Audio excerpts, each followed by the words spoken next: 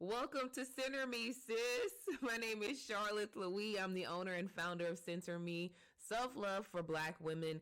We are here to give you tips, tools, and education on how to establish and maintain your self-love journey. These are your self-love essentials. And today I'm going to give you 3 key differences between healthy and toxic relationships. Let's get started. All right, so the first key difference between a healthy relationship and a toxic one is boundaries. Healthy relationships have boundaries, and these boundaries are going to encourage mutual respect, consistency, and space to expand and grow. In healthy relationships, boundaries are present to help us define the expected and accepted behavior in our self-love environment. And so they're always going to bring the accountability to the self to maintain this self-love environment. Whereas in toxic relationships often confuse boundaries with conditions. And conditions are going to be statements that contain an if and a then. So if you do this for me, then I'll give you my love. Or if I do this for them, then I'll receive their love. And so those are the kind of conditions that are always going to be present in toxic relationships. So some examples would be for a boundary. A healthy boundary would be, I'm worthy of love. I accept nothing less.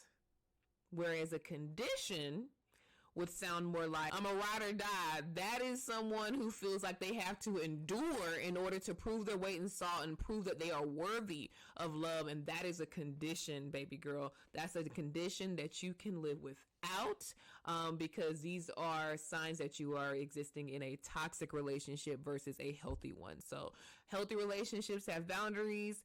Toxic relationships have conditions. All right, let's move on to our second key difference between a healthy relationship and a toxic one.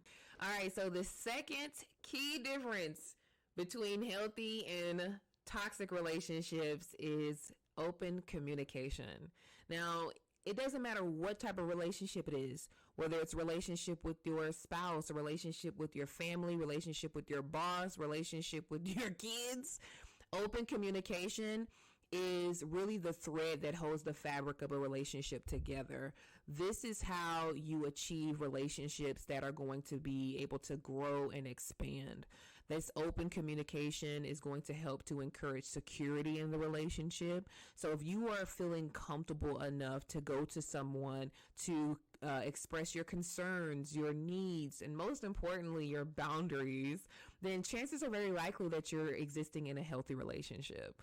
But on the other end, in a toxic relationship, you are going to find that communication is very difficult. It's going to be very difficult because you're going to have one-sided conversations where only one person is dominating the conversation, talking about what their needs are and what they want and why they're dissatisfied and whatever. And they're not really trying to understand the other side, the other person's point of view. They're not trying to come to some kind of agreement or compromise. It's always one side.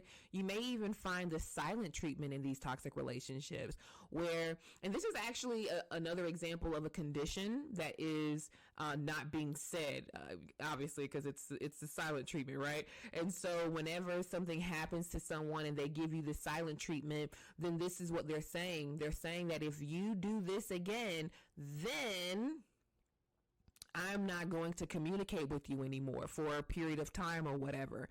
And so the silent treatment is also a sign of, very unhealthy communication. You also will find very frequent arguing, very frequent headbutting.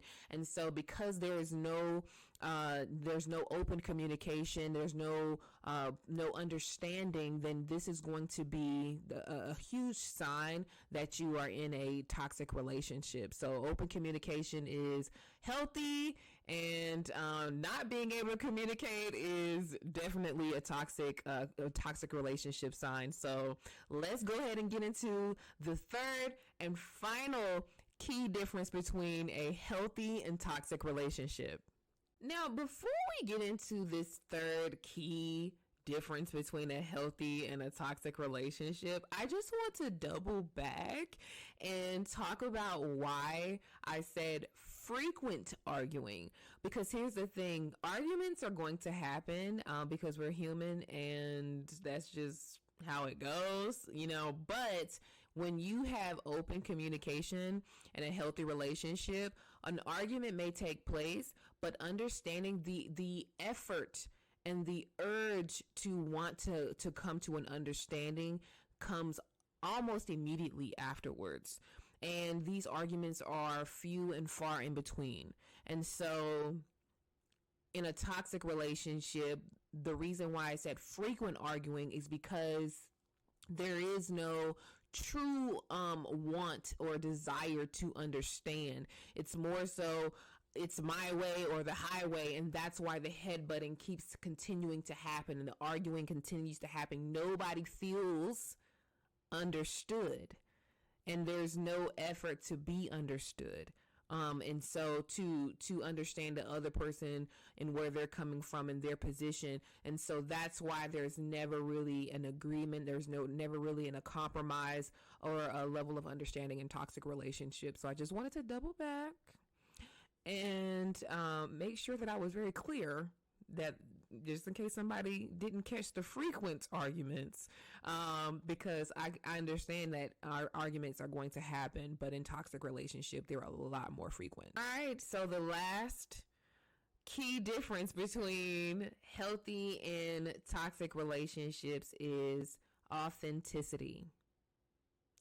And the reason being is, in healthy relationships, when you are able to show up as your authentic self, it's going to be effortless to communicate. It's going to be super easy to enforce and maintain your boundaries. When you are showing up as your authentic self, you are saying that this is who I am worthy of love, and then you're able to reflect that love back to someone else. In a relationship that is healthy and balanced, then what is happening is an exchange between two people who love themselves deeply and enough to show up as their authentic self. So authenticity in a relationship, being honest with yourself, is going to enable you to be honest with others. When you have a deep admiration for yourself, it's going to be easy for you to have deep admiration for your partner or those around you and the relationships around you. And so being able to maintain this delicate art of balance in a relationship highly depends on how you show up as your authentic self. Authenticity is the key difference between healthy and toxic relationships. In toxic relationships, it's very hard for people to be themselves. It's very hard for people to show up as themselves. It's very hard for people to show up to be able to communicate their authentic feelings. It's very hard for people to be able to maintain their boundaries. And because of that, in these toxic relationships, you're not going to find balance. You're not going to be able to find the desire from both parties to achieve this balance. And so being able to show up as your authentic self, I promise you, is going to be what attracts healthy relationships to you. It's going to be how you are able to receive the love that you deserve, and that is your birthright. And so making sure that you are your authentic self and showing up that way in relationships is how you know without a shadow of a doubt that you are in a healthy and thriving relationship. If you're in a toxic relationship, you are not finding yourself being who you truly are, communicating what you truly feel all of the time, if any time. And so these relationships are not going to be balanced. Being able to show up as your authentic self, as your own puzzle piece, is what's going to attract the piece that fits with you. And that's how that balance in these healthy relationships is achieved, by two authentic pieces being able to come together and accept each other the way they accept themselves. That is the key in having a healthy relationship. All right. Listen, if you are in a toxic relationship or if you're in a healthy relationship, comment below. Let's hear about it. And what do you think about the three key differences between a healthy and a toxic relationship? I'm dying to know what you guys think. And if you have any feedback, listen, make sure that you are subscribed to SenterME Self-Love Essentials. We're going to come here every Sunday with a new video on tips and tools on how to help you establish and maintain your self-love journey. I am here for you, sis. And make sure that you visit SenterME.com, subscribe, join our community. It's free. We do a self-love check-in every Wednesday. We show up on Clubhouse every Saturday. We have our newsletter every Sunday. Listen, I'm here. I'm here for you, sis. I'm here for you. So make sure that you stay connected. Thank you so much for joining us here on this SenterME Sunday. I hope that you are existing in healthy relationships. I hope that you know that you deserve love from the time that you open your eyes to the time that you go right back to sleep. You are worthy. I'm sending you so much love, so much peace, and so much light, sis.